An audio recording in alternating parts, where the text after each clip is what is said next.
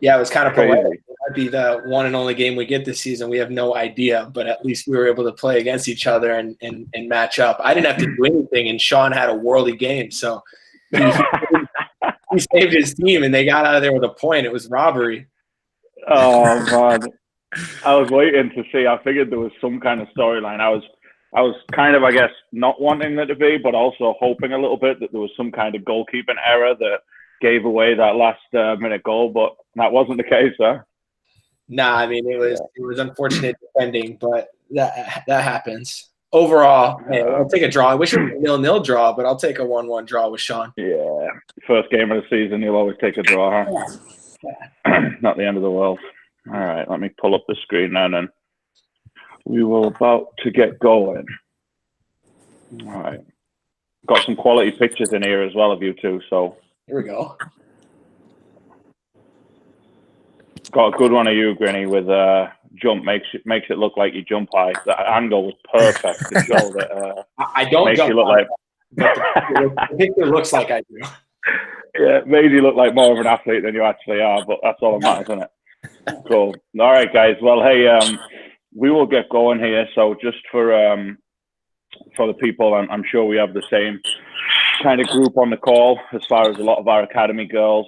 We have some of our boys teams on here as well. And with us having some goalkeeper guests today, we've invited some extra goalkeepers from our club as well. For the guys on the call, just like normal, if you go on the right-hand side of your screen, you should be able to see a Lewis Robinson presentation. You can click that and you'll see some kind of notes and a couple of pictures to keep you kind of on track with what we're discussing. You can click on Adam, or you can click on Sean as well down the side, and you'll see them when they're speaking to you. Or I think if you don't click anything, it should automatically come up, and they should kind of populate your screen when they start talking. So for the players on the call, feel free. I know a few of you submitted questions today online to us that we can kind of ask at the end a little bit. I've put a couple in the things we're going to discuss. Feel free to chat away in the text box if you have any other questions on anything that these guys talk about or you would like to know as it pertains to soccer or goalkeepers, and we can address those and go through them as well. So, so to get to it, Adam and Sean, really appreciate you guys coming on and joining us. So you guys know we've had a couple of special guests over the last few weeks, a couple of professional players, a couple of college coaches. So we're really excited to have two guys like yourselves that are playing at a very high level and have fantastic professional and collegiate experience, and also local guys. You know, I think that's awesome for our young players to get to chat with you when you come both from the West Michigan area, and very relatable to hopefully a lot of our young players who have aspirations to make it to the level you guys are at. So thanks again for joining us. We really appreciate it. What I'd like, if we could, if you guys want to each just kind of take and start, that's kind of an outline of what we're going to be looking through today. If Adam, you want to start and just give us a brief kind of where you're from, who you've played for, little bio to start with, and then Sean, you'll do the same, and then I'll kind of jump through some questions and you guys can talk away. So Adam, go ahead. Yeah, I'll lead us off. Thanks everybody for joining in. I appreciate it. Love doing anything where I can plug back into the West Michigan soccer community, which is kind of what got me going and got me started, got my whole career started. So I'm from Ada, Michigan, went to Forest Hill Central, graduated in 2010. I played club soccer for Grand Valley Premier when I was in West Michigan, and I don't even know if that's a club anymore or what they're doing. But overall, that was a great experience. I ended up moving over to the Michigan Wolves and playing on the east side of the state, so I had to make that commute throughout high school. But, like I said, always thankful for the West Michigan connection. I was lucky enough to go to the University of Michigan and play 4 years there. I had a couple good years, a couple tough years, but overall just a great learning experience. Played PDL Michigan Bucks during my time at U of M in the summers, which was also a wonderful experience. I was able to train with some MLS teams throughout my college years to sort of get my feet wet, and knew after my freshman year that I wanted to pursue playing professional soccer. So that was my goal throughout most of my college career. Ended up not getting drafted or having any MLS opportunities, but was able to kind of grind my way through 2 years in Rochester, playing for the Rochester Rhinos, and then 1 year with St. Louis FC, also in USL, and then was able to play 2 years in Orlando with Orlando City in Major League Soccer, which was an incredible experience. And in my ultimate goal, I was there for 2 years, and I'd love to get back to MLS. But this year I'm back playing in the USL Championship for Sacramento Republic. So I just moved out here to Sacramento, and this club is actually moving to MLS in 2 years. So I don't know what my future holds, but that's kind of my goal is to come out here, playing games here in Sacramento for a year, maybe two, and then ideally get back to Major League Soccer. That's always been my goal, and it remains my goal to play in MLS. And yeah, I love it. I'm thankful to be part of the sport that I love every day and getting paid to do it. So it's a dream come true. So that's a bit of me. Awesome. Thanks, Adam. Appreciate that. That's awesome. Little highlight to start us off. And Sean, you want to follow same kind of thing on your? And we'll dive into obviously where you guys have been a little bit more detail. But if you want to give us a little brief bio of where you're from, what you did. Yeah. Hey guys, I'm Sean Lewis. I'm from Rockford, Michigan. I started, club career, small town in Rockford. Started playing, Grand Rapids area and all the club scene there. That's where I met, Lewis and a lot of the coaches that you probably know today. College career, I went to Western Michigan University, and then I transferred to Oakland University. And my professional playing career, I had to go abroad. I went to Australia. I played for 1 year out there. I came back and played in the NASL for Jacksonville Armada, and then 2 different clubs in the USL Championship with Penn FC and FC Tulsa, which I'm playing for today. That's awesome. Thanks, Sean. So guys, and I know you can kind of probably see the topic list as well there, but we'll just kind of go through with a little discussion really and kind of see how things are. A lot of things you can kind of take it in turns, giving your input on, and we'll make our way through. First question and first topic really that we've been starting on and probably relates to you guys as well as our players and what they're doing right now. And Grinny, you can start us with this one, is how has the last month or so been for you? What you've been doing? How are you dealing physically and mentally with isolation? What are you doing to train? What is your team doing? What's that looking like, man? Yeah, it's been tricky because kind of right when our league shut down, which was pretty much immediately after the NBA and all the other major professional leagues shut down, a couple guys on my team unfortunately had contracted the virus and tested positive. So there was a big kind of scare within the club whether or not everybody had it, whether it was passed. It was thankfully isolated, but we all had to go through that 14-day quarantine where we couldn't leave our houses. So it was all in the living room workouts, a lot of hand-eye coordination stuff, some tennis ball work, a lot of juggling, and just stuff in place, which was a grind, right, mentally and physically to get through. But thankfully got through that. Everyone's safe, no issues. The club is kind of clear of that now. And now I'm just going to a park, and I found the closest wall, just a nice brick wall that I can just kind of rip balls at and kind of work my hands and make sure that I'm staying set and sharp and work on the technique and lace balls against it and just work the hands, work the feet as much as I can.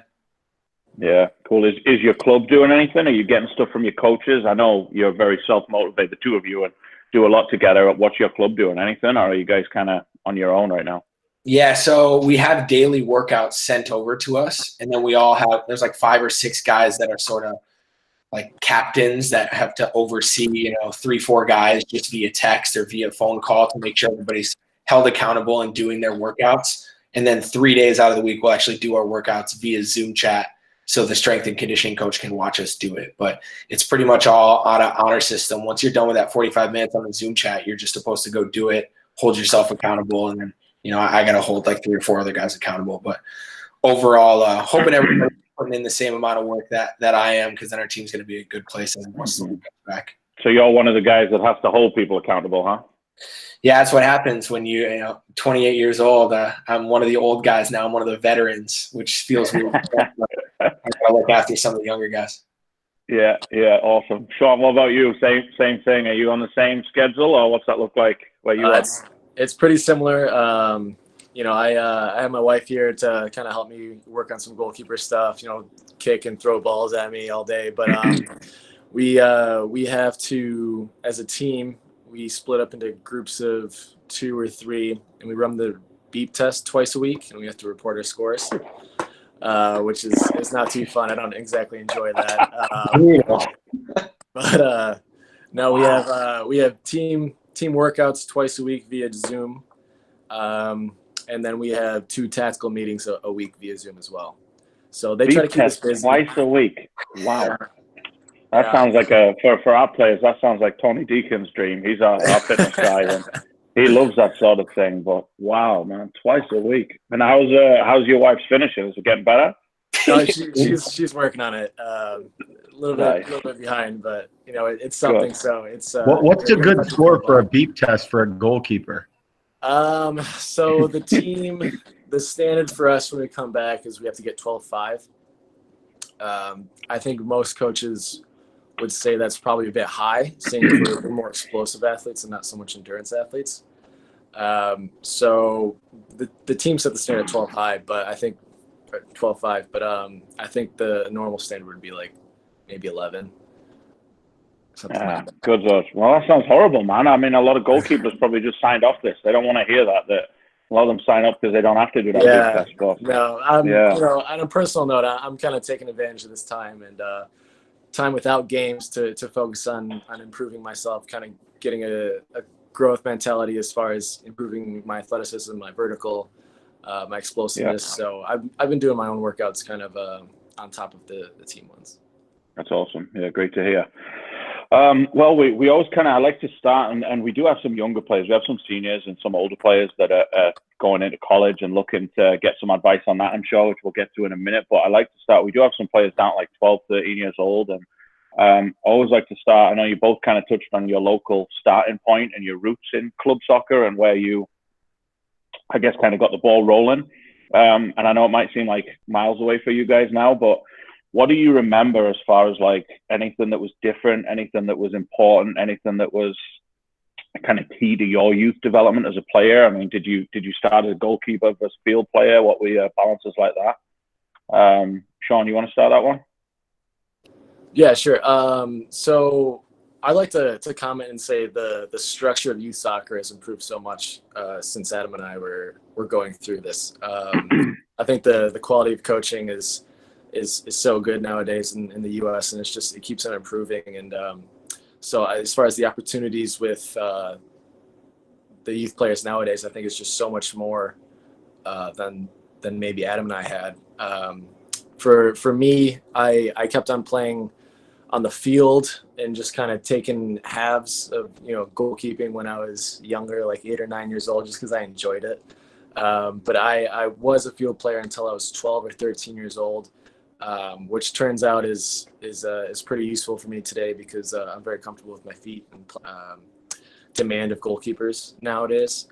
So playing then moved specifically to goalkeeping when I was 12, 13 years old, and had a lot of great experiences, made a lot of lifelong friends, and just completely grew from the experience, and I'm very thankful to the people who helped me along the way. Cool. You worked with a lot of different coaches, Sean, in your time, or did you have one club goalkeeper, or who was the person that maybe, I remember working with you a little bit when you were with like Jim Fuller's group and that whole group. Did someone kind of push you towards the goal, or was that just something you were good at, or how'd that end up happening? It's something that I always kind of enjoyed. I guess I kind of had that mentality about me, diving around and making saves. I always just enjoyed. It's kind of a mentality thing. But the first goalkeeping specific training I received was from Carl Whitehouse. And then I moved to a couple different teams, and I worked a lot with Jim Fuller and Lawrence Murray. Lawrence Murray would take me through quite a few drills there, and I grew there. And then that took me onto college, where they had very specific goalkeeper coaches. And for sure. Well. Awesome. Adam, what about you? What was anything you think key takeaways of your youth development, especially those developmental years, maybe early teens and as a young player? Yeah, I think similar, a little different than Sean. I never stepped outside the goal once I went back there. So I was thrown in net in like 3rd or 4th grade, and then I just never left. So I had to work really hard as I got older to be comfortable with my feet because I never was growing up. So that was a little bit of a different path for me. But the same as Sean as well. I just love diving around. I love being in goal. I love making saves. That was just so important for me to just get in goal as much as I possibly could. So outside of, whatever goalkeeper camp I could jump in, like Sean mentioned as well with Carl Whitehouse or, Lawrence Murray and Jim Fuller threw a bunch of camps around and just trying to take advantage of any and all opportunities to join in with the group, get in goal, and grow through those experiences, as well as just like get a couple of the boys together at 10, 11, 12 and like go to a local pitch and just like do finishing for 4 hours. And that was like super important for my development because I just fell in love with it. And then you just get so many reps. It's like once you get into a game and you get 5 reps, it's easy because you just did like 300 on the weekend with your friends. So those times in West Michigan, like playing in Grand Rapids with the friends, with those coaches I mentioned, like those were just so key for the development that kind of prepared me going into high school. Yeah. And I guess that's a great kind of, segue into my next question, which I think is, I was excited to hear from both of you today because I know that you're friends and I know that you have a lot in common in this area. But I know for both of you, and Grinny, you can start on this one, is I would describe both of you, and the limited interaction I've had with you both is the kind of gym rats would be what they call you, right? Is that you've always worked harder than people that I've seen. I know I've always stumbled across open fields at the weirdest times and the weirdest places, and I'll see you both there just like working out like machines on your own in the off season. And I guess that drive that you have now, did you always have that? And when you were kids, do you think that was important that got you to where you are today, or was that formed as you got through college and played at different levels?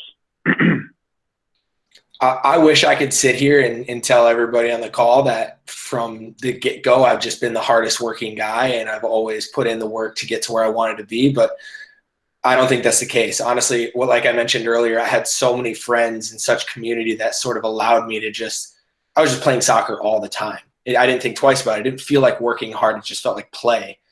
And then as I got older and got to college, and it was less so like everybody around me wasn't doing that, it really kind of hit me in the face that you have to put in the work on your own because you're not immersed in it anymore. And that became even more apparent once I left college, and less and less people are still playing soccer. And it's like, okay, how much do you want it? You got to do this on your own, even if no one else is going to do it with you. So it was, there's no shortcut to get to the highest levels. And, you have to work harder than the next guy. You have to work relentlessly because the moment you stop working and trying to get better is the moment that you just start getting worse. So I sort of had to develop that throughout my career and throughout my progression as a goalkeeper, and sort of learned that, like, okay, you gotta put in the hard work. It's not just going to come easily now. Yeah, that's a really interesting perspective. So like as a kid then for you, maybe it wasn't work and it didn't seem like work. It was just playing soccer. And then as you got older and maybe got through college, it started to become work. And then you decided you wanted it to be work after college and kept that. That's a really cool perspective. Sean, anything the same or different for you and as it pertains to that? No, very similar. Obviously, the workload when we were younger was so high, and we're always playing the game. It just didn't seem like work. We just did it because we wanted to. At a certain point along the way, you realize that while you do enjoy it, you also need to do it if you want to accomplish the goals that you want to accomplish. So, and you start seeing people at different levels. The higher level you go, the less and less you see people coasting. The less and less you see guys who are just kind of enjoying themselves and don't want to work this day or that day. The higher level you go, you see guys a lot more like yourself who just want to keep on playing. Yeah, it's class.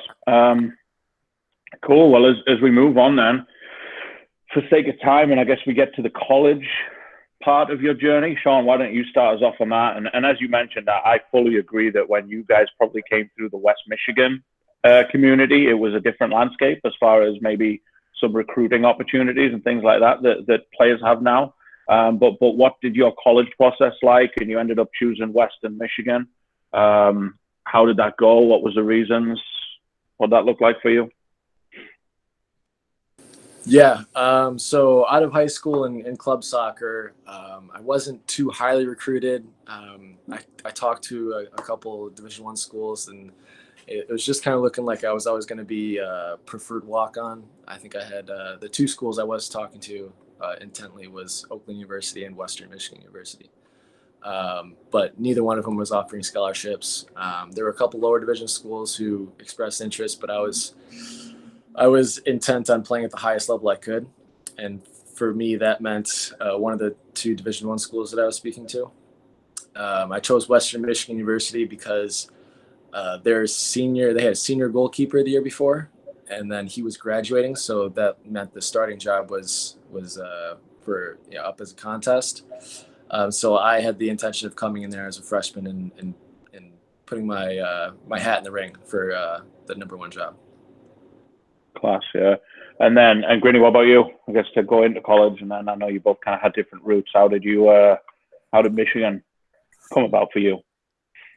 I was super fortunate that when I decided to make that move and I just happened to switch clubs at a good time where my club my first year ended up winning a national championship. So I kind of was given that exposure on a big club level where a lot of schools were able to see me play. So early on, I kind of just got some interest from some colleges around the country. Obviously, it was really early. It was my freshman year, so they couldn't really technically talk to me. But my head coach at Forest Hill Central, his son was actually a player at the University of Michigan. This was Mark Stacy, and his son Jake Stacy was playing for U of M at the time. Yeah, so the Stacy family, just West Michigan legends. And through that, I was able to get in contact with one of the assistant coaches at U of M just really early. My mom was an alum, and it was kind of my dream school, and it was one I just knew academically I might not have been able to get into, so it just seemed like such a huge blessing that through soccer I might be able to go to my dream school. So as I continued to play club soccer and had some more exposure, I really just stopped listening to like other schools that came in because I was just so dead set on going to U of M. It just seemed like an easy decision. So, Michigan State came in the picture pretty heavy at the end, but I ultimately just couldn't do that. It felt right going to U of M. And then I guess, and I'm sure loads and loads of experiences. Did you do 5 years at Michigan then? Did you sit your first year? What was your experience like at Michigan, and maybe what were some big takeaways that you learned and added on? I know you already talked about the work rate piece, but what else do you remember from your Michigan days? Oh, well, I redshirted my freshman year, so there I was in Ann Arbor, logging into Facebook and seeing pictures of Sean Lewis, starting goalkeeper for Western Michigan, and I was jealous. So I knew I needed to put in a lot of work that first year. I was redshirted. I couldn't play in games, so I just trained for a whole year. And we went to the Final Four my freshman year, so it was like I wanted to play. And the starting goalkeeper from that year was coming back for his 5th year, and we were battling it out in the offseason, and they ended up telling him, like, hey, we're going to give this other guy a go, and he ended up transferring. So it was kind of a crazy path. I didn't know if I was going to transfer or stay because I thought I might not be playing, and ultimately won the job and ended up playing for 4 years, which was amazing. But there was just a lot of ups and downs. In that first year I was playing, our team had the worst season in program history. So there I was just like humbled right off the bat. And I think after that season, it was like, okay, what am I doing and what do I do better at? And it was a real assessment year for me to just take a step back and be like, this is what I need to actually put in a lot of work on my game.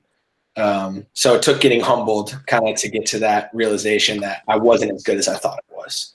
And then thankfully was able to put in some work and have a couple good seasons after that. Class. What did you find was the biggest thing to switch or improve? Because obviously you'd had a very, like you mentioned, a very prestigious club and youth career and dominating at those levels. What was the biggest struggle? I know that's always a question that comes up from our players. What did they need? What did you need to get ready for? And obviously that year out probably served amazing for you in the long run, but at the time, what was the biggest jump, do you think?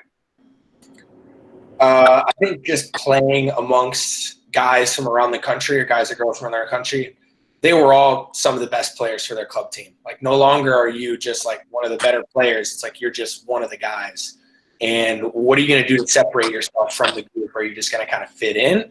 Or do you want to be the best possible player you can be? And I think that comes from within, right? If you want to be the best, or be the best player on the team, or be the best player in the conference, or be the best player in the country, like, what are you going to do to separate yourself from everybody else? So that takes sacrifice, that takes extra work. So it's that realization that you're definitely not as good as you think you are, and you kind of got to humble yourself to then get uncomfortable in working hard to get better. Class, yeah. So Sean, what about you and your journey once you arrived at Western? I know it's always interesting when we've had players. We had a couple of NWSL players on a couple of weeks ago, and same as you guys, kind of one went through a pretty straightforward process, the other one went through a transfer, and we discussed a little bit. So I'm always really intrigued to hear what happened there and why, and how you made that decision. But what did college look like for you for your 3 years at Western, and then ultimately making the decision to switch over? Yeah, my first year at Western was such a huge learning curve for me. Obviously, Adam alluded to it earlier, but I was able to win the starting job a few games this season, and I played most of the season as a freshman. That wasn't smooth sailing, though. You know, I made a lot of mistakes. I grew a lot. I learned from those mistakes, and you know, the coaching staff and my teammates were very supportive of me, and that was fantastic. But it was a growth process, and I think training every single day, or 5 or 6 times a week at least, was such a huge benefit to me. It's something that I hadn't really been doing before that. Unfortunately, I wish I had. The consistent training schedule is, I think, a huge reason why I was able to make some huge strides in my first year in college, and it was just a fantastic experience. I kept the job for 2 more years at Western, and then for my senior year, I decided to transfer to Oakland University, and that was a very tough decision because I spent 3 years at this school. I made some incredible lifelong friends. My best friends today are the guys that I met at Western. My now wife is the girlfriend that I met at Western. So the transfer was not a decision I took lightly, but it was something that I thought was necessary for me to pursue my dream as a professional goalkeeper. I did it because Eric Pogue is the head coach of Oakland University, and he is an incredible goalkeeper coach. He's a fantastic head coach, and he's got a massive pedigree for sending players to professional soccer, especially goalkeepers. So it's something that I looked at that, and it's just something that it was an opportunity I couldn't turn down. It was something that I thought was necessary for me to achieve my goals. Did you feel that you just had a better chance, or did you feel like at Western you maybe weren't going to be pushed on that path the same way in your position? And I know, for anyone who doesn't know, I know Eric Pogue does have that track record of sending several goalkeepers at professional level. Did you feel it was more you didn't have it where you were, or that it was just something different and a fresh change for you? Well, for me, it was I just felt like I wasn't being challenged at the same level I would have been at Oakland. I felt I was plateauing. I felt that I wasn't growing as much as I wanted to. And I thought that, you know, that Eric would have that next step for me. And he did. As soon as I got there, he challenged me incredibly, like just a lot of new challenges, a lot of new things that I needed to improve on. He raised the bar as far as my standard, and what to expect and what I needed to be at to play at the next level. Because obviously, having the experience of sending 2 guys before me to professional soccer, and so that was another growth period, another eye-opening experience, training underneath him, and also getting to meet the guys who were alumni that are playing professional today. Right. Yeah, awesome.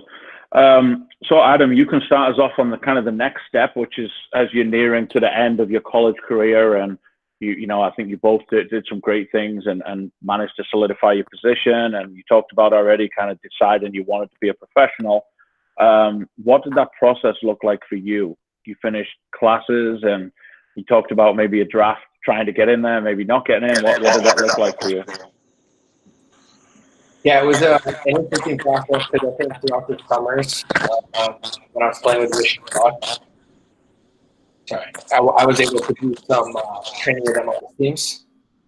And throughout that time, I got some good feedback, and it was kind of like, yeah, you could definitely play at this level. And I also gained the confidence that I could play at this level because I was a college kid training with these pros, and my level was very similar. So I was encouraged. I had a lot of coaches encouraging me.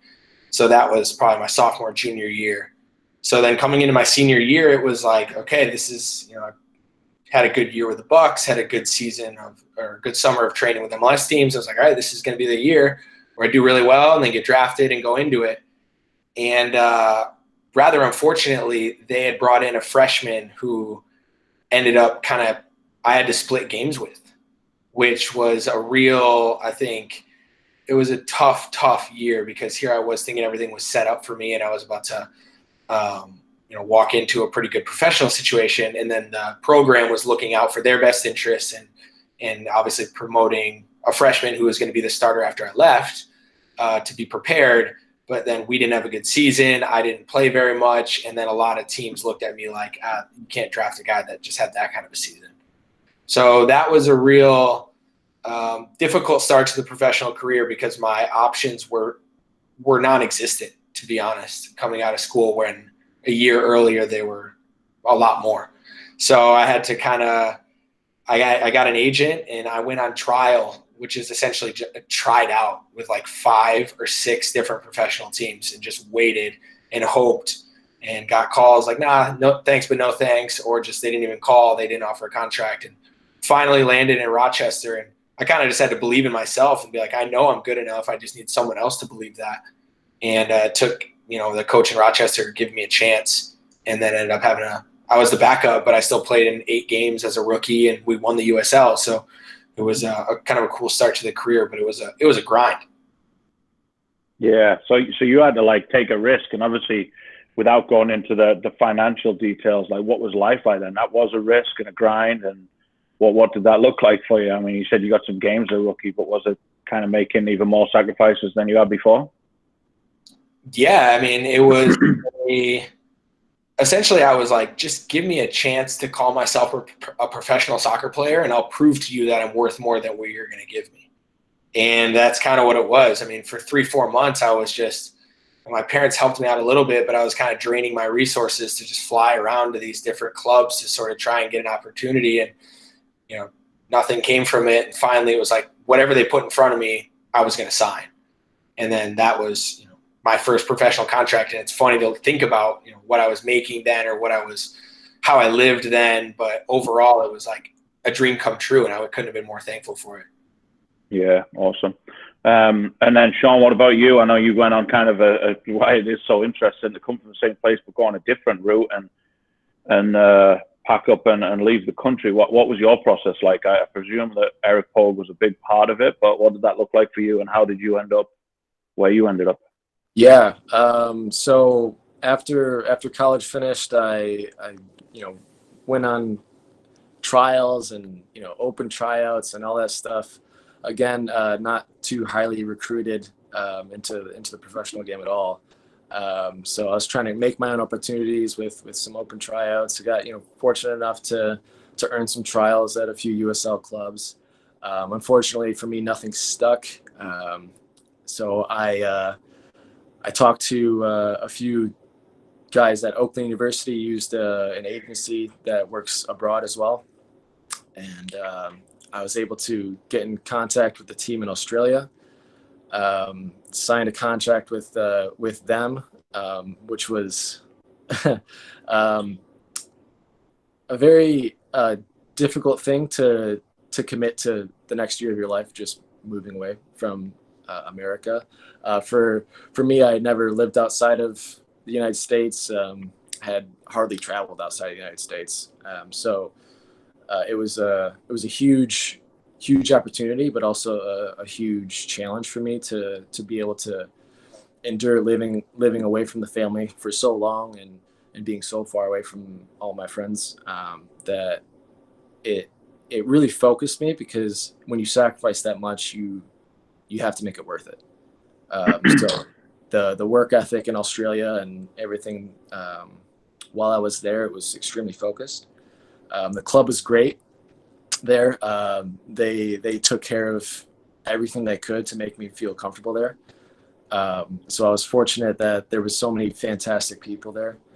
And when I came away from that, I felt so blessed and so lucky that I was able to have the opportunity to travel abroad and do something I love and meet so many amazing people that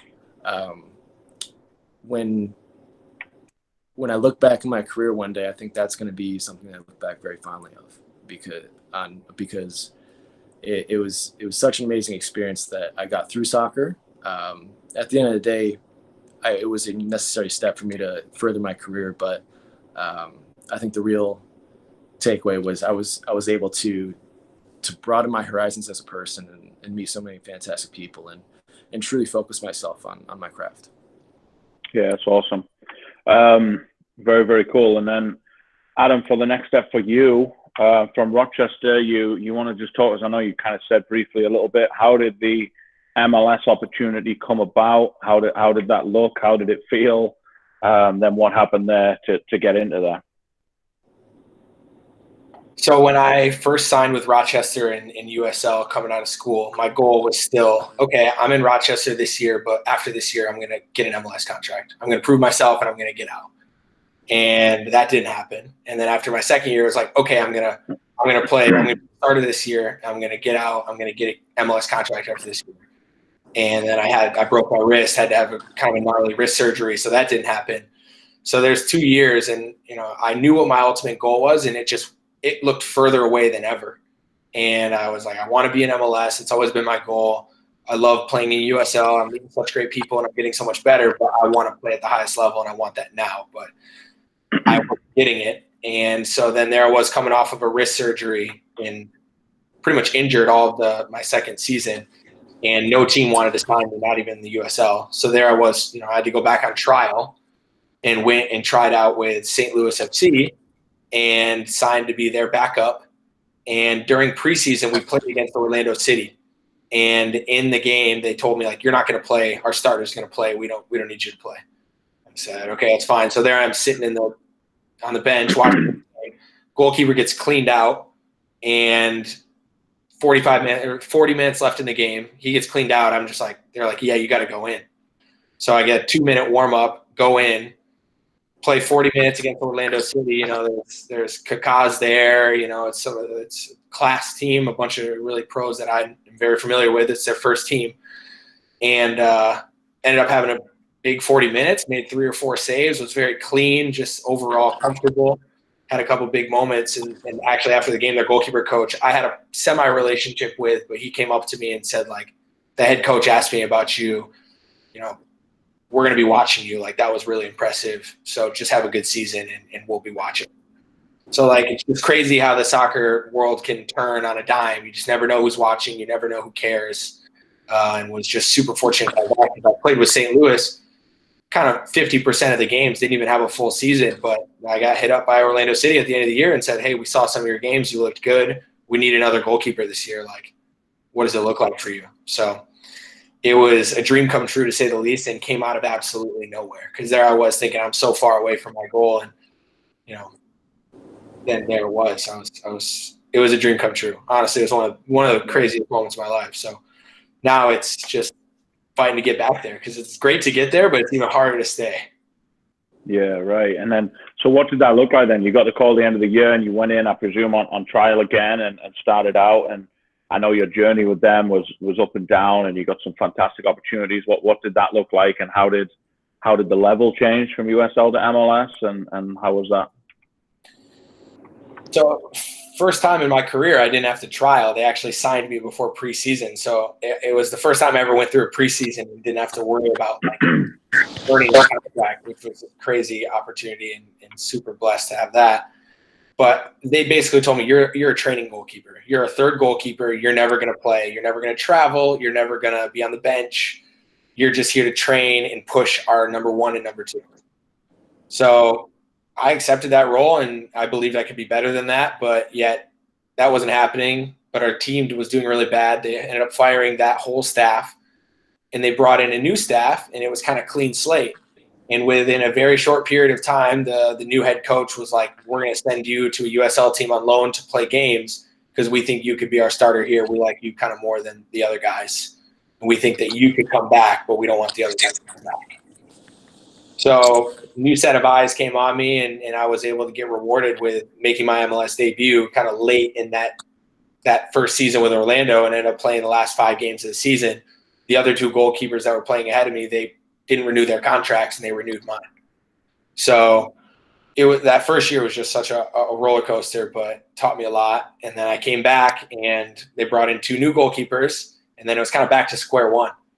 And I thought I might get a better opportunity going into the second year. In the end, it was pretty similar to that first year. I did play in the Open Cup, got 5 games in the Open Cup, and that was about the extent of my season. But that was a career changer because those Open Cup games sort of were widely watched, and I had a couple big moments. So that ended up that coach got fired, and the new staff didn't renew my contract.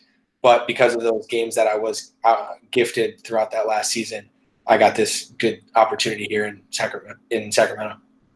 Yeah, that's awesome, man. So it's interesting. I think the theme is like you work hard and you do your work every day plus some, and you just never know when people see you, right? And so many crazy stories about being out, and then the one person sees you have a good day or do something right, and it gets noticed. So very cool. Sean, what about you? How did you end up? Obviously, the Australian thing went on, and great experience there. How did you end up where you are today, and how did that look like? Yeah, so after my season in Australia, I did quite well. So I got opportunities on trial in the A League there. Didn't work out. It's a very tough thing abroad because a lot of other countries have these rules about how many international players you can have on the team, and unfortunately, I wasn't good enough to be their number 1 goalkeeper at that point. So they said we're not going to use one of our, I think 4 spots it was at the time, on a backup goalkeeper. So they told me thanks but no thanks. So I came back to the U.S. More determined than ever. I decided not to go back down to the team I was playing for the year prior. And I just started shooting out emails to every single club that I knew in America. I think I hit almost every single one. So I think I got 3 emails back. 2 of them were thanks but no thanks. And one of them came back. It was from Tony Miola. He was with Jacksonville Armada, and he said, hey, we saw your highlight tape. We saw your resume. We're interested in having you on a trial. Can you leave tomorrow morning? And, of course, shot him straight back an email and said, yep, I'm running around my house packing my things. I'm telling everyone I'll be back maybe in a week. I don't know. And so went down to Jacksonville, had a week-long trial, and signed after that. So fantastic switch of events, because I was almost convinced I was not going to have another team after my trials in Australia. I had no agent. I knew I wanted to come back to America and play, but I did not know if that was going to work out at all. So I was just sending out blind emails, and fortunately, I had Tony Miola on the other end reading the email and checking his email and watching the videos intently. And I got a fantastic opportunity in Jacksonville. Learned from one of the greatest goalkeepers in U.S. history, and was able to get quite a few games as well, which was a huge growing opportunity for me. After that season, Jacksonville went through some financial troubles. The owner was looking to sell the team, so their budget decreased exponentially. And unfortunately, that's just the reality of American soccer in the lower divisions. Sometimes things are out of your control. So they had to cut a lot of contracts, mine included. And so I ended up in Pennsylvania, in Harrisburg, Pennsylvania, playing for Penn FC. It was one of those last minute things. Again, I was sending out emails, still didn't have an agent at this point. And so I contacted Bill Betcher, who was the head coach there at the time. And he already had a number 1 goalkeeper.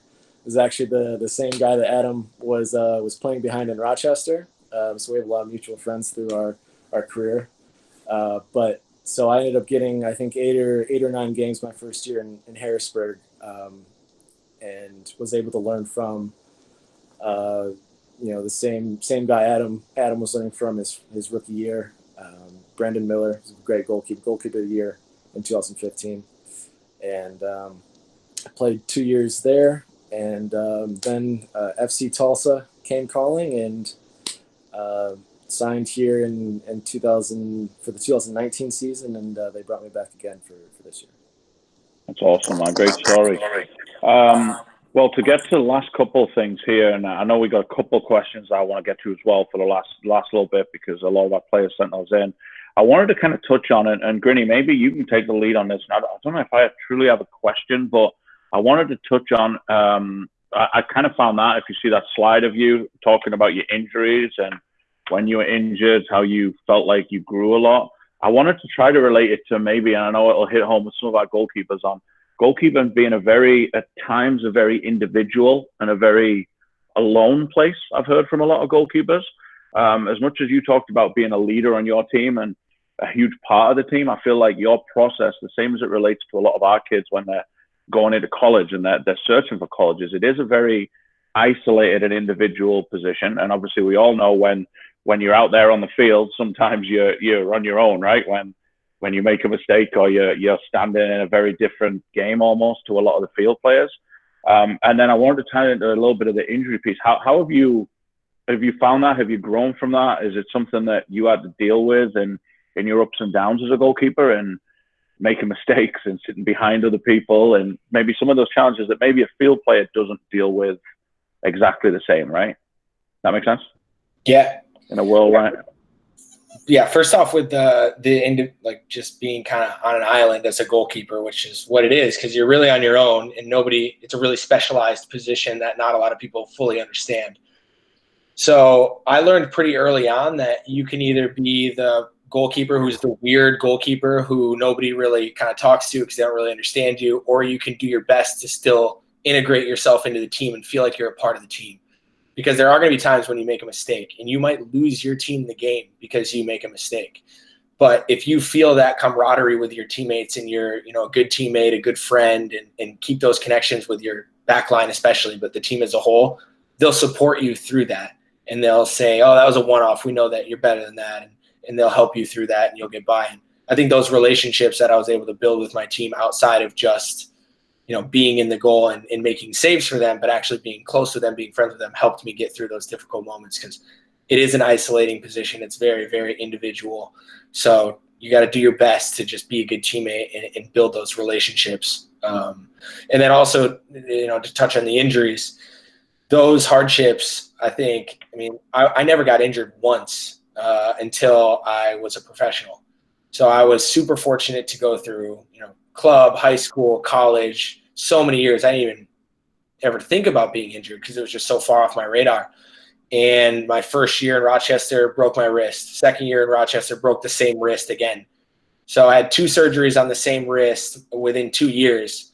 After the second one, the doctor told me you might not ever play professionally again. It might not heal. It was like a 3-month recovery. So I would have off seasons where I couldn't catch a ball. And then I would have to go in and try out for a team. So those were the times when I really had to get creative in my training and work through it. But then to have, that crazy time where the second surgery, go try out, play in St. Louis, and then to have that year and then go to Orlando City after, I look back at it now, like I wouldn't change it one bit, because it taught me that resilience, the struggle that I had to go through, the difficult times, the 7, 8 a.m. at the soccer spot when the lights are still off and no one's in there, just kicking the ball up against the wall, trying to work the hands, and just like believing that you can do more than just what you've already done. Right. I have had so many hours in that dingy old place. I love it. Hey, easy. It wasn't dingy. The best part about it is that it has been redone. So now I think it's a little bit better, but I loved it then. And Josh always would leave it open for me. And then those hours spent with Sean, Mirza, another guy that would jump in with us, Tyler Fisher, just these guys, you build this camaraderie with these group of grinders who just put in the hours and hours of work so that when you do get an opportunity, you can take and make the most of it. So I wouldn't change those times for anything. Yeah, that's awesome. Very, very good. Well, I want to get to some questions because we are going to run out of time, and I know we could probably stay here chatting all night long, couldn't we? It's not like you guys have much better to do, but I know some of our players only have a limited amount of time, so I wanted to get to some of the questions they had, and I'll start with one that we just got today from Cassandra. And Adam, you can start on this because I've seen you do it on TV a couple of times, and then Sean can add anything he's got. She said, "What is your best advice on saving penalties?"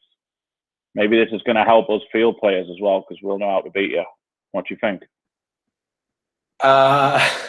It's funny. I think over the years, I've started to develop some little tells and reads and things that I always watch when a player runs up the ball, as well as where they're looking, mostly their hips, their run up, those things where it's like I've watched so many players take penalties. If you just look at their run up and watch where they go based off of that, you can just start to be like, oh, 75% of the time when he runs up that way, he goes to the right. Or that many percentage of the time he goes to his left when he runs up that way.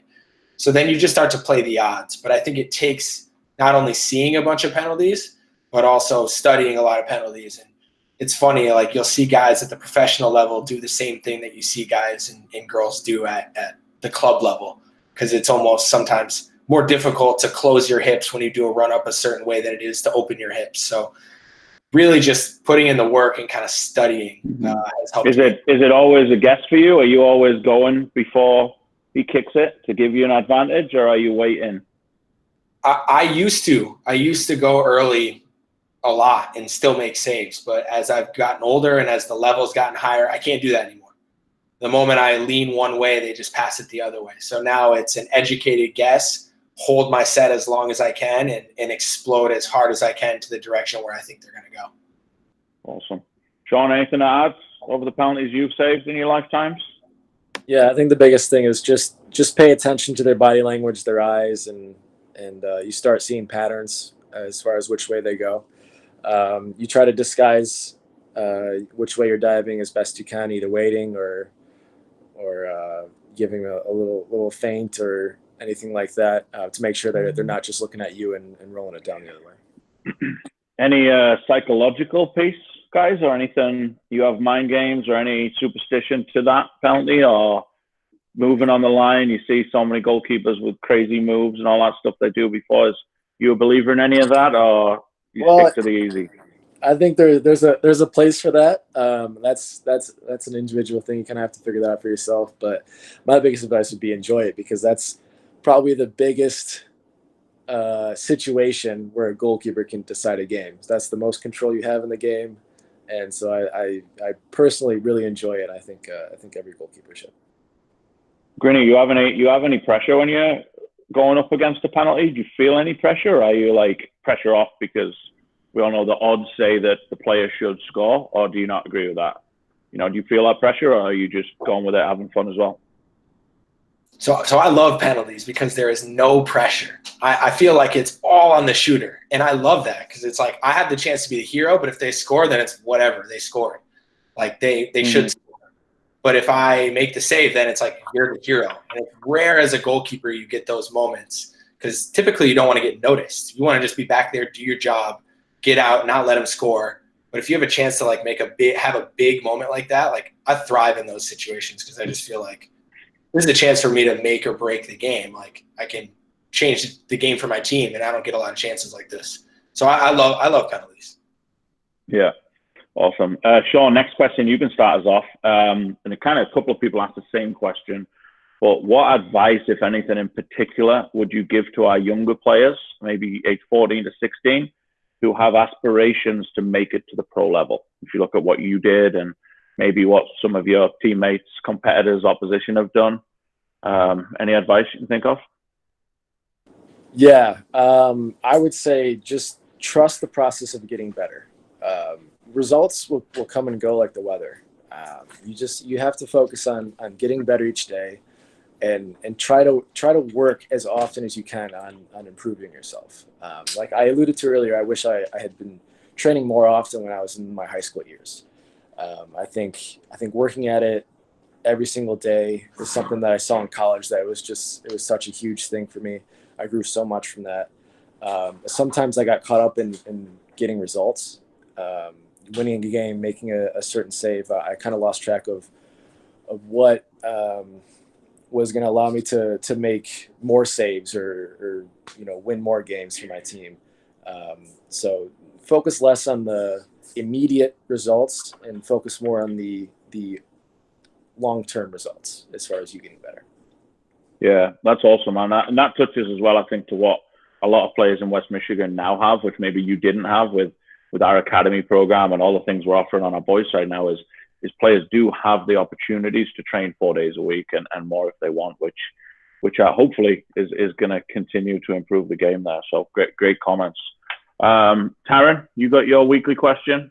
We got Taryn Kelly, guys, who always has the best questions every week. So are you on, Taryn? You want to ask the guys a question, what you said? Yeah.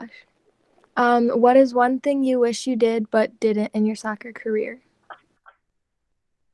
Ooh, good question. Adam, you want to take that one? Yeah, I think when I was in high school and even into college, it was really easy to fall into what everybody else was doing and just say, oh, this person's playing soccer at a high level and they're doing that, so I'm going to do that. Or this is what everybody on my team is doing, so that seems normal and I'll do that. And I think it wasn't until late in my college career, even into my pro career, where I was like, not everybody that I'm surrounded by is doing things in line with the goals that I have. So, I mean, I set goals for myself, but then I would not take care of the everyday. Like I knew I wanted to be in MLS, but yet I was doing exactly what my team was doing. But what my team wasn't doing weren't the habits that I needed to be building in order to get to MLS. So I think I wish I would have taken a step back and be like, okay, this is what everybody else is doing, but how can I separate myself truly and be different than them? Because I need my habits to be in line with the goals that I have for my future. So just being very intentional about your actions in your everyday, that might be different than what the people around you are doing. That's awesome. Thank you. Well, last few questions, guys. We run out of time, so we can make them quick ones, and maybe they will be quick. Sean, you can lead the way. Who is the best player you've played with, and why? And you're not allowed to say Grinny. Okay, as tempting as that is. Yeah. I would say Richie Ryan is a defensive center mid I played with in Jacksonville. I would say him because he read the game so quickly. He made decisions so quickly and did everything in one or two touches that a lot of people wouldn't be able to do. He's so technical on the ball, but I think up here his mindset and the way he saw the game kind of separated him from everyone else. And yeah. Well, Adam, what about you? Same question. Yeah, last year I played with Luis Nani, who played with Manchester United and with Cristiano Ronaldo, won the treble, and won everything there is to win. Mm-hmm. And when he wanted to be, he was the best player I've ever stepped foot on the field with, right? Like he just could do things with the ball that I've never seen anybody be able to do. I think he's a little bit past it now. I think he's kind of in MLS, enjoying himself more than he should. But when he's really dedicated and focused, he is just incredible. He was another level to the rest of that league in terms of a player? Yes. When he wanted to be? When he wanted to be. I think it was an adjustment for him because he was a leader for the first time in his career, as opposed to just being kind of a role player that was able to just be really good on every team. But for him to be a leader was a bit of an adjustment. But there was games when you gave him the ball and he would just go score and nobody could stop him. Yeah. What about same question, Adam, but played against? That pool gets a little bit bigger. Anyone stand out there? Yeah, I've played against Jordan Morris a couple times, who plays with the Seattle Sounders, and he's just lethal in the attack, right? He's clinical with his finishing. He's one of the fastest players I ever played against, so he'll just burn past my defenders, put me under a lot of pressure in the 2 times I played against him. He's the first guy that comes to mind. He's one of the top national team players, or at least one of the guys that's in the national team picture very often. Yeah. Sean, what about you? Played against anyone different? Yeah, so I would say I have 2 answers. So the most impressive player I've played against was Kaká. Obviously, with his past achievements, that was kind of a cool experience to play against him. However, I played against him in the preseason. I think he was just trying to get his fitness back, and also he's kind of aged at that point. So, I think the hardest player I've ever played against was probably Darlington Nagbe. He was a who plays for Columbus Crew now, played for Atlanta United and Portland Timbers as well. He's just so smooth and fast on the ball. His off the ball movements, very smart and well timed, and it was very difficult to play against him. Quality, yeah. Last question for the day, unless anyone chimes in with anything better. Sean, you can lead the way on this one. What are your best memories of youth soccer? Oh man, I think winning the state cup is probably my best memory in youth soccer, and it wasn't so much about lifting the trophy, but the relationships I had with my teammates, and just accomplishing that together. It created so many good memories. Awesome. Yeah, Adam, what about you? My junior year of high school, I was playing with the Michigan Wolves, and it was the second year that the Development Academy was a thing, the now defunct Development Academy. But U.S. Soccer paid for all teams to fly out to Los Angeles, stay at a nice hotel downtown, and play in the Academy Finals week at the StubHub Center or whatever, where the LA Galaxy play. And we went through a playoff system and ended up winning the Academy National Championship. So to have that experience my junior year of high school with just such a great group of dudes, great coach, was incredible. The game was televised on ESPN2. So I had all my friends back at home watching it. It was just a really cool experience as a kid. Yeah, that's quality. And you saw Coach Gilpin had a question for you as well. Yeah. Who's cutting your hair these days? Gilpin, just so you know, I had a decent haircut for a little bit, and then I cut my hair. I buzzed my hair for childhood cancer awareness. And now which was great, but I was bald. Very. And then now it's just growing and it looks dodgy as all get out. So Good question, James. Yeah. Thanks, James. We'll try and get a picture of Coach Gilpin's hair on for you as well, just so you can see it at the point, because that guy looks like something else right now. So and he will donate for sure. Send him the link and he'll donate for that as well, Grinny. Well, hey guys, to wrap it up, really appreciate you guys being on. I mean, I think for our players, as I knew it would be, such awesome stories. And, when I think of you two, I think of those, probably a different virus, not the coronavirus, but the virus that was going through Josh's horrible soccer spot back in those days when you would go in there and train for hours at 5 a.m. when the only time you could get on a field. And it's such a rewarding thing to see you guys being so successful now and playing at the top level. I think that the message from me that will go with our players is how you both had such clear goals and a vision to what you wanted. And I think you both touched on being truly process driven and believing in that process every day with an aspiration to meet your goals. I think is such inspirational stuff for young players. So really appreciate you guys coming on and sharing that message and sharing your stories. And hopefully you guys will get back on the field soon, man, and we'll be able to watch you play from here in Michigan now, Absolutely. Awesome. Thanks, Lewis. Yeah. Well, thanks, guys, and good luck. Thanks again for the time, and we'll keep in touch. And I hope you guys stay safe, and we'll see you soon. All right. Appreciate it. Josh, good to see you, man. I got a picture.